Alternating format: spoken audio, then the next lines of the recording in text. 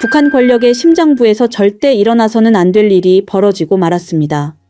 북한 최고 지도자 김정은이 하루아침에 모든 공식 석상에서 자취를 감춘 것입니다.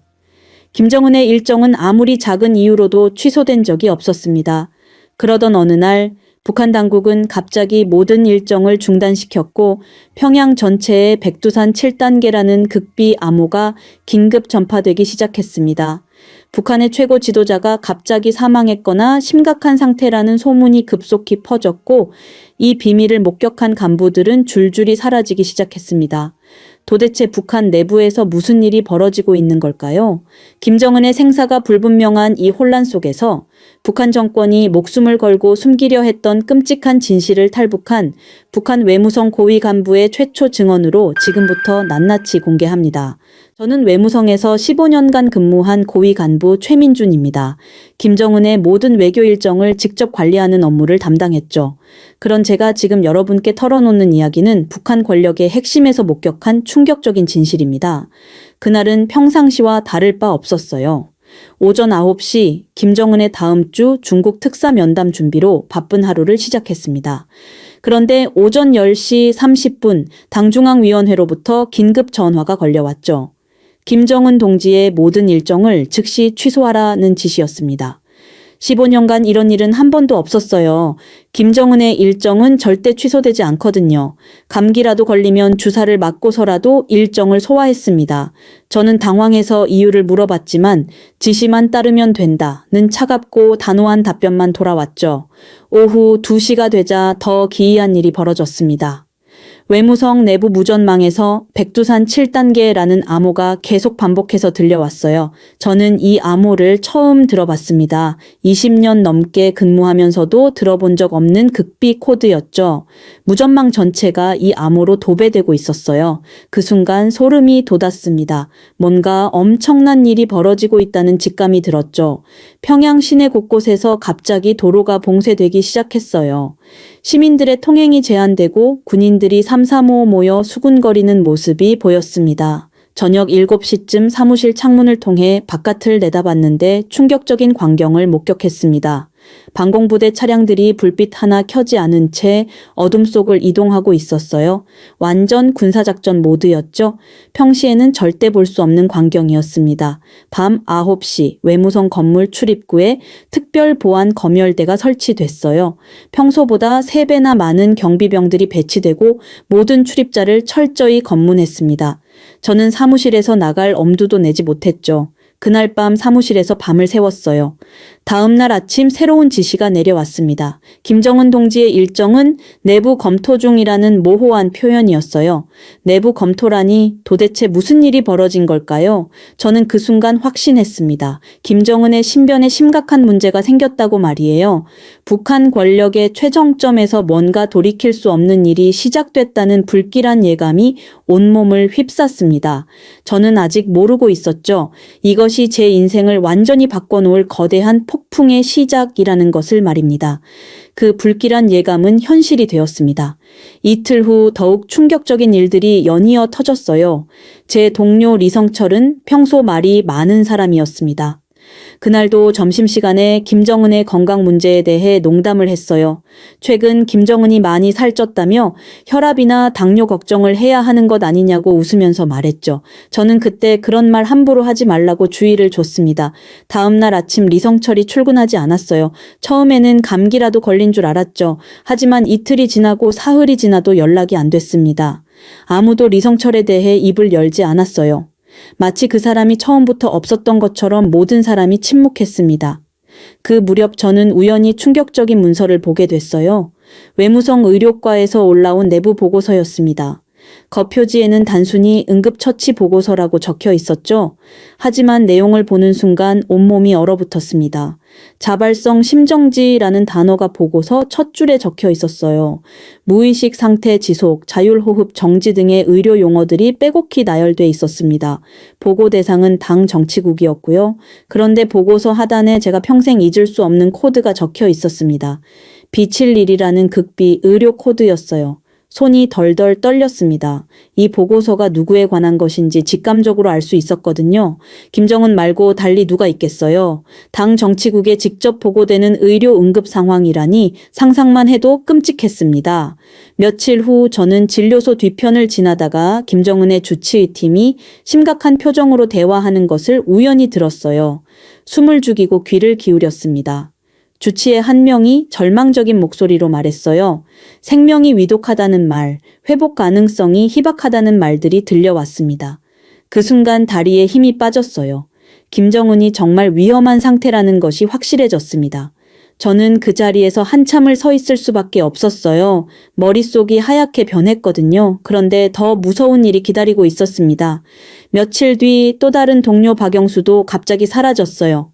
박영수는 제가 B71 코드가 적힌 보고서를 보는 것을 목격한 사람이었습니다. 그 순간 저는 깨달았어요. B71 코드를 본 사람들이 하나둘씩 제거되고 있다는 것을 말이에요. 공포가 온몸을 휩쌌습니다. 밤에 잠을 잘 수가 없었어요.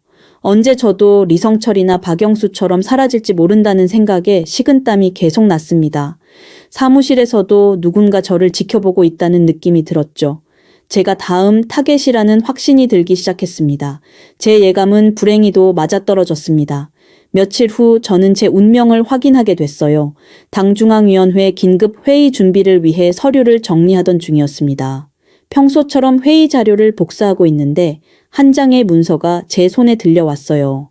불안정 외교 인력 분류표라는 제목이 적혀 있었습니다. 처음에는 그냥 지나칠 뻔했어요. 하지만 뭔가 이상한 느낌이 들어서 자세히 들여다봤습니다. 리스트 상단에는 여러 외무성 직원들의 이름이 적혀 있었어요. 그런데 리스트를 아래로 내려가면서 보다가 심장이 멎는 줄 알았습니다. 제 이름이 있었거든요. 최민준이라는 글자가 선명하게 적혀 있었어요. 그 옆에는 대체 가능, 사상 불안정, 정보 접촉, 빈도 과다라는 평가가 붙어 있었습니다. 손에 든 서류가 휘청거렸어요. 눈앞이 캄캄해졌습니다. 대체 가능이라는 말이 무엇을 의미하는지 저는 너무나 잘 알고 있었어요. 언제든지 제거해도 상관없다는 뜻이었습니다. 사상 불안정이라는 표현도 마찬가지였죠. 체제에 대한 충성심이 의심스럽다는 의미였거든요. 그날 오후 더욱 소름 끼치는 일이 벌어졌습니다. 사무실에서 업무를 보고 있는데 복도에서 발소리가 들렸어요. 군화 소리였습니다. 2명의 군인이 제 사무실 문 앞에서 멈춰 섰어요. 문고리를 잡으려다가 다시 손을 뗐습니다. 저는 숨을 참고 가만히 앉아 있었어요. 심장 박동 소리가 너무 커서 밖에서도 들릴 것 같았습니다. 군인들은 몇 분 동안 문 앞에서 서성거렸어요. 중얼거리는 소리도 들렸지만 무슨 말인지는 알아들을 수 없었습니다. 결국 군인들은 발걸음을 돌렸어요. 하지만 저는 그 자리에서 1시간 넘게 움직일 수 없었습니다. 온몸이 굳어버렸거든요. 이제 정말 제게 손을 뻗치기 시작했다는 확신이 들었어요. 다음 날 아침 출근해서 책상에 앉았는데 또 다른 충격이 기다리고 있었습니다. 책상 위에 검은 봉투가 놓여 있었어요. 아무도 없는 새벽 시간에 누군가 제 책상에 둔 것 같았습니다. 손이 떨렸지만 봉투를 열어봤어요. 안에는 아무것도 적혀 있지 않은 백지 한 장이 들어 있었습니다. 북한에서 백지는 경고의 메시지예요. 마지막 경고라는 뜻이었죠. 더 이상 기회를 주지 않겠다는 무언의 협박이었습니다. 그 주 안에 동료 최명호마저 사라졌어요. 최명호는 제가 불안정 외교 인력 분류표를 보는 것을 목격한 몇 안 되는 사람 중 하나였습니다. 이제 패턴이 명확해졌어요. 권력층이 증거와 관련 인물들을 체계적으로 제거하고 있었던 거예요. 밤마다 악몽에 시달렸습니다. 언제 제 차례가 올지 모른다는 공포가 저를 짓눌렀어요. 더 이상 기다릴 수 없다는 절박함이 온몸을 휩쌌습니다. 그날 밤 저는 결단을 내렸습니다. 더 기다리면 정말 죽을 수도 있다는 절박함이 온몸을 휩쌌어요. 집에 도착하자마자 아내에게 그동안 숨겨왔던 모든 상황을 털어놨습니다. 김정은의 위독한 상태, 동료들의 실종, 제거 리스트에 제 이름이 올라간 것까지 모든 것을 말했어요. 아내는 처음에는 믿지 못하겠다는 표정이었습니다. 하지만 제가 검은 봉투와 백지를 보여주자 아내의 얼굴이 하얗게 변했어요. 아내도 북한에서 태어나 자란 사람이라 백지의 의미를 잘 알고 있었거든요. 그 순간 우리 부부는 둘 다 극도의 공포에 떨었습니다. 아내는 손을 부들부들 떨면서 어떻게 해야 하냐고 물어봤어요. 저는 단호하게 말했습니다. 탈북해야 한다고요. 다른 선택의 여지가 없다고 했죠. 아내는 충격을 받았지만 결국 제 결정에 동의했습니다. 그날부터 탈북 계획을 세우기 시작했어요. 가장 큰 문제는 연락책을 찾는 것이었습니다. 저는 몇 년 전 중국 근무 시절을 떠올렸어요. 그때 알게 된 중국인 상인이 한 명 있었거든요. 장점인이라는 이름의 그 사람은 북중 국경 지역에서 무역업을 하고 있었습니다. 장점인과 연락을 취하는 것 자체가 목숨을 건 일이었어요.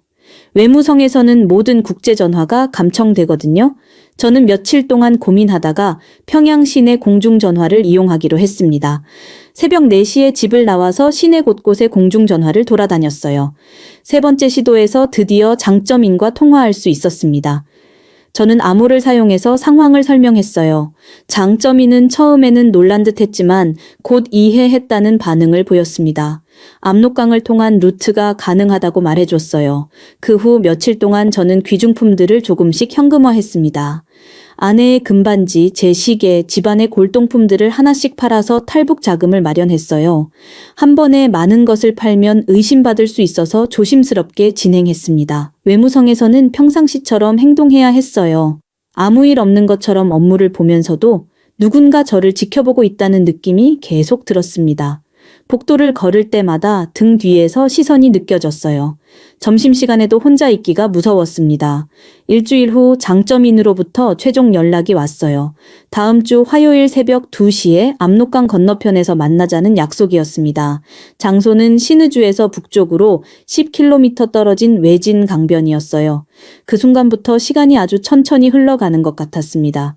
매 순간이 고문 같았어요.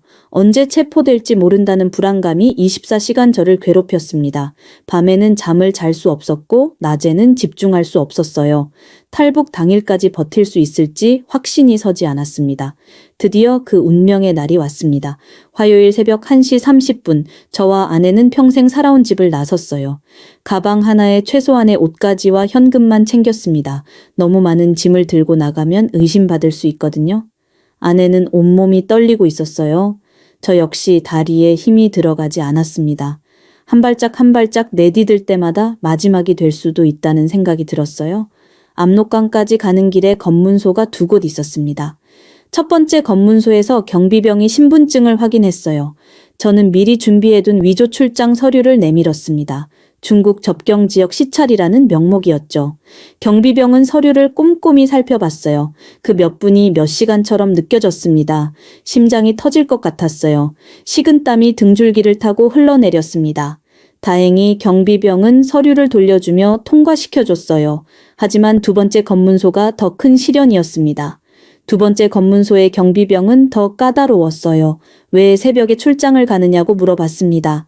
저는 미리 준비한 답변으로 긴급 상황이라고 설명했어요.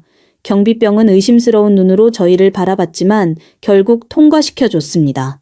압록강 강변에 도착했을 때는 새벽 2시 10분이었어요. 장점인이 약속 장소에서 기다리고 있었습니다. 그는 작은 고무보트를 준비해뒀더군요. 강폭이 생각보다 넓어 보였어요. 강물은 차갑고 어두웠습니다. 보트에 올라타자마자 노를 저어 강 중앙으로 향했어요. 그런데 강을 절반쯤 건넜을 때 끔찍한 일이 벌어졌습니다. 북한 쪽 강변에서 손전등 불빛이 번쩍였어요. 경비병들이 저희를 발견한 거였습니다. 그 순간 온몸이 얼어붙었어요. 경비병들이 소리를 지르며 추격하기 시작했습니다. 장점인은 필사적으로 노를 저었고 저도 도왔어요. 아내는 공포에 질려 움직이지 못했습니다. 갑자기 총소리가 울렸어요. 위협 사격이었지만 총알이 물 위로 날아왔습니다. 아내가 비명을 질렀어요. 그 순간 아내의 허벅지에서 피가 흘러나오는 것을 봤습니다. 총알이 스쳐 지나간 거였어요. 강물이 붉게 물들었습니다. 아내는 고통으로 신음했고 저는 완전히 패닉 상태가 됐어요. 하지만 멈출 수는 없었습니다. 장점인이 계속 노를 저었고 저도 죽을 힘을 다해 도왔어요. 마침내 중국 쪽 강변에 도착했습니다. 아내를 업고 강변으로 올라왔어요. 장점인이 미리 준비한 응급처치 도구로 아내의 상처를 급히 감쌌습니다. 다행히 총알이 깊이 박히지는 않았어요. 그 후 장점인의 차를 타고 중국 내륙으로 이동했습니다. 병원에서 아내의 치료를 받고 안전가옥에서 며칠을 숨어 지냈어요. 라오스와 태국을 거쳐 마침내 한국행 비행기에 몸을 맡길 수 있었습니다. 그 순간 비로소 살았다는 실감이 들었어요. 인천공항에 발을 딛는 순간 저는 복잡한 감정에 휩싸였습니다. 살았다는 안도감과 동시에 이제 시작이라는 긴장감이 몰려왔어요. 공항에서 나오자마자 저희는 국정원 요원들에게 인계됐습니다. 검은 승용차에 타고 서울 외곽의 한 건물로 이동했어요. 차 안에서도 긴장이 풀리지 않았습니다. 북한에서의 공포가 아직 몸에 배어 있었거든요. 국정원 건물은 생각보다 평범해 보였어요. 하지만 내부로 들어가자 분위기가 달랐습니다.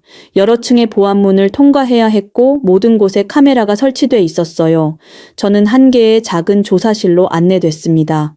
조사는 그날부터 일주일 동안 계속됐어요. 매일 아침 9시부터 저녁 6시까지 쉬지 않고 진행됐습니다. 2명의 분석관이 번갈아가며 질문을 했어요. 처음에는 간단한 신분 확인부터 시작했지만 점점 구체적이고 세밀해졌습니다. 제가 목격한 의료 보고서에 대한 질문이 가장 많았어요. B71 코드의 정확한 위치, 보고서의 글씨체, 종이의 색깔까지 하나하나 물어봤습니다. 자발성 심정지라는 단어가 어느 부분에 적혀 있었는지도 3번이나 반복해서 확인했어요. 분석관들은 제가 말할 때마다 메모를 했습니다. 때로는 녹음기를 틀어놓고 같은 질문을 다시 했어요. 일관성을 확인하는 것 같았습니다. 저는 기억나는 모든 것을 정확히 말하려고 노력했어요. 주치의팀의 대화 내용도 집중적으로 물어봤습니다. 누가 무슨 말을 했는지, 목소리 톤은 어땠는지, 주변 상황은 어땠는지까지 상세히 확인했어요. 저는 그때의 상황을 최대한 생생하게 재현해서 설명했습니다. 실종된 동료들에 대한 질문도 많았어요. 리성철, 박영수, 최명호의 정확한 직책과 담당 업무를 물어봤습니다. 언제 마지막으로 봤는지, 실종 전에 특이한 행동은 없었는지도 확인했어요. 분석관들의 반응이 심상치 않았습니다. 제 증언을 들을 때마다 서로 눈빛을 주고받았어요. 때로는 급히 나가서 상급자와 상의하고 돌아오기도 했습니다. 뭔가 중대한 정보라는 것을 직감할 수 있었어요. 셋째 날 북한 분석과장이라는 사람이 직접 나타났습니다. 50대 중반으로 보이는 그 사람은 저를 보자마자 심각한 표정을 지었어요. 제가 가져온 정보의 중요성을 재확인하려는 듯 했습니다. 과장은 제 증언을 다 듣고 나서 한동안 말이 없었어요. 그러다가 갑자기 입을 열었습니다. 이건 단순한 탈북 사건이 아니라고 했어요. 북한 정권의 핵심에 심각한 문제가 생겼다고 판단된다고 말했습니다. 마지막 날 과장이 저에게 말한 한마디가 아직도 잊혀지지 않아요. 이건 전쟁이라고 했습니다. 김정은 체제의 근본이 흔들리고 있고 한반도 전체가 위험에 빠질 수 있다고 경고했어요. 그 순간 제가 얼마나 중요한 정보를 가지고 온 것인지 깨달았습니다. 국정원 조사가 끝나고 저는 하나원으로 이송됐습니다. 그곳에서 처음 느낀 건 당혹감이었어요. 하나원에 도착한 첫날 아침 식사 시간이었습니다. 식당에서 메뉴를 고르라고 하더군요. 북한에서는 주어진 음식을 먹는 것이 당연했는데 여기서는 선택할 수 있다는 게 신기했어요. 하지만 동시에 부담스럽기도 했습니다. 첫 번째로 받은 물건이 스마트폰이었어요. 사용법을 배우는데 며칠이 걸렸습니다. 터치스크린이라는 것 자체가 낯설었거든요. 북한에서는 상상도 못했던 기술이었어요. 인터넷이라는 것도 처음 접해봤습니다. 컴퓨터 앞에 앉아서 검색창에 글자를 입력하는 것부터 배웠어요. 궁금한 게 있으면 언제든지 찾아볼 수 있다는 게 믿어지지 않았습니다. 북한에서는 모든 정보가 통제됐거든요. 하지만 정보가 너무 많아서 오히려 혼란스럽기도 했어요. 하나원에는 저와 비슷한 처지의 사람들이 많았습니다. 각자 다른 이유로 탈북한 사람들이었어요. 어떤 사람은 굶주림 때문에, 어떤 사람은 정치적 탄압 때문에 왔다고 했습니다. 저처럼 권력층 내부의 비밀을 알게 된 경우는 드물었어요. 밤마다 다른 탈북민들과 이야기를 나눴습니다. 서로의 경험을 공유하면서 위로를 받았어요. 북한에서의 공포와 한국에서의 막막함을 함께 나누었습니다. 혼자가 아니라는 느낌이 큰 힘이 됐어요. 심리 상담 시간이 가장 힘들었습니다. 상담사가 북한에서의 경험에 대해 물어볼 때마다 그때의 공포가 되살아났어요. 동료들이 사라지던 순간, 총격을 받으며 강을 건너던 순간들이 생생하게 떠올랐습니다. 식은땀이 나고 손이 떨렸어요. 하지만 상담을 받으면서 조금씩 마음이 안정됐습니다. 상담사는 제가 겪은 일이 트라우마라고 설명해 줬어요. 시간이 지나면 나아질 거라고 위로해 줬습니다. 처음에는 믿어지지 않았지만 점점 효과를 느꼈어요. 한국 사회에 적응 교육도 받았습니다. 은행 사용법, 지하철 타는 법, 병원 가는 법 등을 배웠어요.